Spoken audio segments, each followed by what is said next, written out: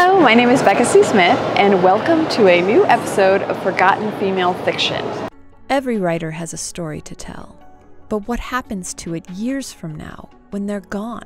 History tells us only of the famous, but what about those that have been buried in time? I want their stories to be heard again and to know that they will always be remembered. Forgotten Female Fiction. The author I picked for this episode is Jane Webb Loudon. Now, I picked her a few years ago when I started Forgotten Female Fiction and could barely find an ebook version of her book. Now there are multiple paperbacks, hardbacks, and even an audiobook, which is amazing, by the way. That's how I read it. So it seems in the last few years people are finally getting the idea and recognizing these amazing women. And I do mean amazing.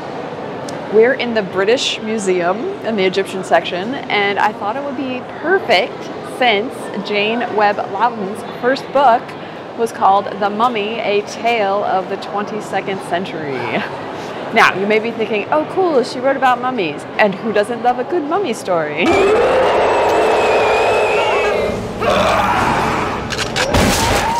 But no, Jane Webb Loudon was the first person, male or female, to write a reanimated mummy in a book. She was the founder of the mummy genre. And do people ever give her credit? Okay, I'm sure people do. The people will actually know. But think about it. When we think of time travel genre, we think of H.G. Wells. Although, side note, H.G. Wells wrote The Time Machine in 1895, but a Spanish writer named Enrique Gaspar was actually the first to write of time travel in 1887. So our concept of credit usually goes to the most popular.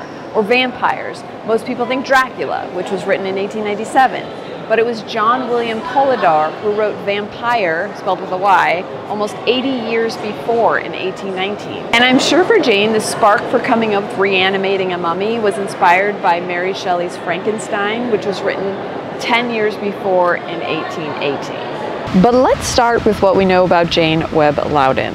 She was born on August 19, 1807 in Birmingham, England.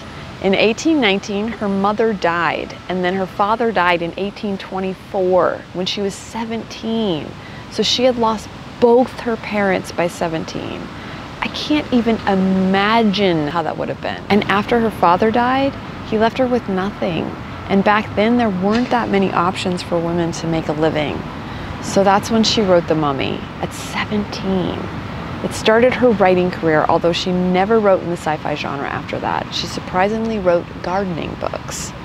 And that happened because of her future husband, John Loudon, who was a horticulturist. He loved The Mummy so much, he wrote a great review of it in Gardener's Magazine, which was actually his own magazine. But he did love it so much that he wanted to meet the author. And he managed to set up the whole meeting with a friend, and the two of them met in 1830 and instantly fell in love. There was even a quote from her saying that he was surprised she was a woman, but it obviously was a good surprise because they married a year later. Like I said, he was a horticulturist, and she loved it herself so much that she decided to write gardening books for the everyday person, which books like that didn't exist back then.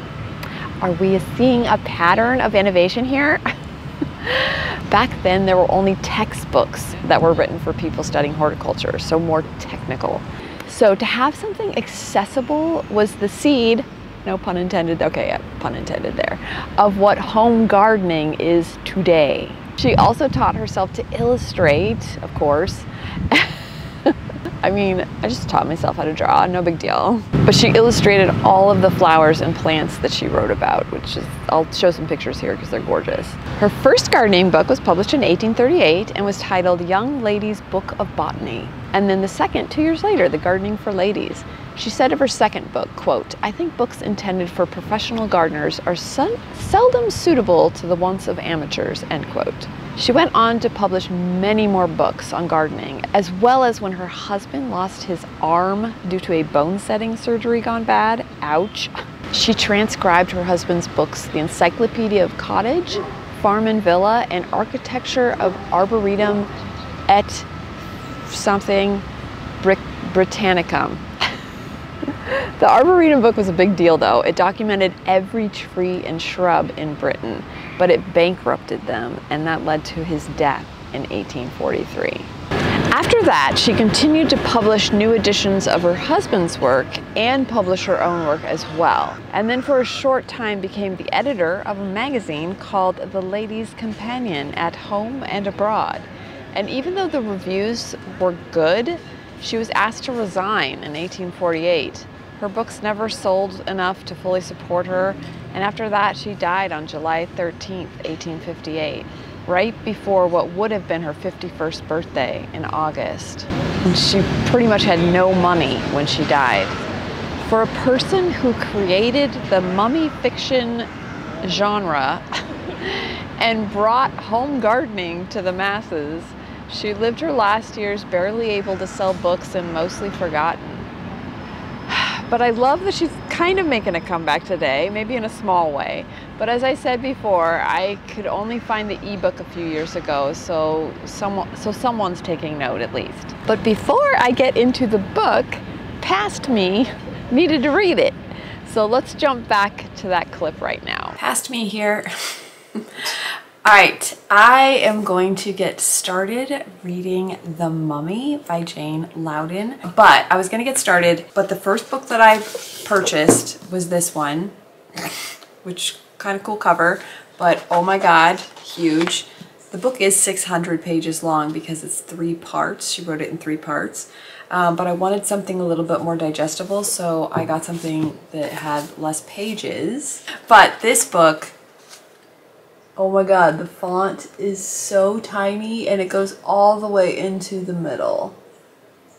So I won't be reading this. So I downloaded it on my Kindle, and I would love to say that all of this money went to Jane Loudon's estate, but she doesn't have one, and the book is public domain, so this is all publishing the book and getting the book out there. There's also an audio book, so I'm actually really excited about this because produced by Gabrielle DeCure with Skyboat Media Productions, she put together an audiobook with an entire cast of actors reading the roles. So I'm really excited because that kind of reminds me of the old school radio shows where they had an entire cast of actors, you know, acting out each part. So I'm very excited. I think I'm probably going to do mostly the audiobook, but I can switch between the two of my Kindle and the audiobook. But I wanted to read this before I get to London, so then I can do all of the London-y stuff of where she lived and get more maybe into the gardening aspect of her life. Past me is very excited to get started. So I am going to read The Mummy. I'm back. Okay, first off, I highly recommend the audiobook. The book is public domain, so pretty much anybody can cut and paste the text into a paperback or ebook format and sell it. But the fact that Gabrielle DeCure, I hope I pronounced her name right, produced an audiobook with an entire cast of actors is amazing. If anyone should get money for the re-releasing of this book, it's her and Skyboat Media Productions. But it was such a fun ride and fascinating as it's supposed to take place in 2126. So unlike a lot of other books at that time that was set in sometime in the future, somewhere in the 2000s, hers is a date we still haven't reached yet. And like some of the other women writers I've read because of forgotten female fiction, it's not surprising that she has a female monarchy in the future. But it's interesting because she still writes it with the slant of her time where it still feels like the future is dominated by men. The lead characters are basically all men, and maybe she did it on purpose to sell books, which I am inclined to believe because this woman was very brilliant and innovative. But my mind is blown that she wrote this at 17. I look at what I wrote at 17, and I would never in a million years show anyone, let alone publish it. The way that she depicted the future was fascinating, very creative. Air balloons were the mode of travel, which is kind of close to airplanes if you think about it. It's always so interesting to me how writers in the past came so close to what was about to happen. Everything is operated by steam though, pretty much, which gives it a kind of steampunk vibe even back then. Balloons and steam powered everything. She still has homing pigeons for long distance messages. and then actual like signals on the hills for immediate messages. And she even essentially invented the first RV. She talks of moving houses, but since the first automobile wouldn't be invented until almost 30 years after her death, she created a more realistic approach for her time. The house would sit on rails, and when they wanted to visit like the country, then the steam-powered engine would drive it on the tracks. But her use of asbestos for pretty much everything was what got me the most. Like, paper in her world was asbestos paper and had been used for the last 200 years instead of paper made from wood like we have today, and was used back then. In 1824, when Jane wrote the book, asbestos was a practical and popular material used for fireproofing and its resistance to heat, water, and electricity. They really didn't find out how dangerous it was until the mining of it became so huge, and the workers were obviously got very sick. But when she wrote the book, asbestos was considered safe and effective. It makes you wonder at all the things we think are safe now, as we do with so many things in history, only to later find out how deadly it is. But here's where she describes why the character chose to have their cloaks made of asbestos. Quote, "The cloaks are made of asbestos and will be necessary to protect us from ignition if we should encounter any electric matter in the clouds. And the hampers are filled with elastic plugs for our ears and noses, and tubes and barrels of common air for use of breath when we get beyond the atmosphere of the earth." So she was planning on these balloons going much higher than, I guess, normal air balloons of our time. The idea she was playing with was whether or not the soul is attached to the body. So even after her death, the main character Edric, with the help of an eccentric scientist, go to Egypt to reanimate a mummy. They figure it's been long enough to know if the soul is really attached or not, because the mummy's been dead so long. So this was written in 1819, so I was a bit confused when the German doctor, I actually don't know if he's German, the voice actor spoke with a German accent, so I'm assuming. But he was saying that he didn't think the pyramids were built by shepherds because they weren't smart enough. So I looked up what the heck are shepherds, and the only thing I could find was that the Egyptians hated shepherds, and I was like, okay, still not knowing what shepherds are. But I'm not sure what the world was told or thought of the pyramids back then. They obviously didn't have the knowledge we do now. But the German character thinks they were built by evil spirits. But then the main character, Edric, says he thinks they were built by the Palax. But I googled Palax and I found nothing. But later, Cheops the mummy gives full credit to the microbial Ethiopians, so I don't know. Reading the first section put me off a bit, even though I know it's from a crazy German doctor. But later, having Cheops set the record straight makes me think that Loudon was possibly voicing people's opinions at the time she wrote it and gave the voice to the crazy Germans, a German. It's funny though, because she also talks about America, like if you step foot on it, you'll get stabbed or killed, which honestly, that view is not that different from today. I don't want to give away any spoilers, but let's just say the mummy obviously gets reanimated, and he causes a lot of havoc, but he also kind of just becomes a character in their political world.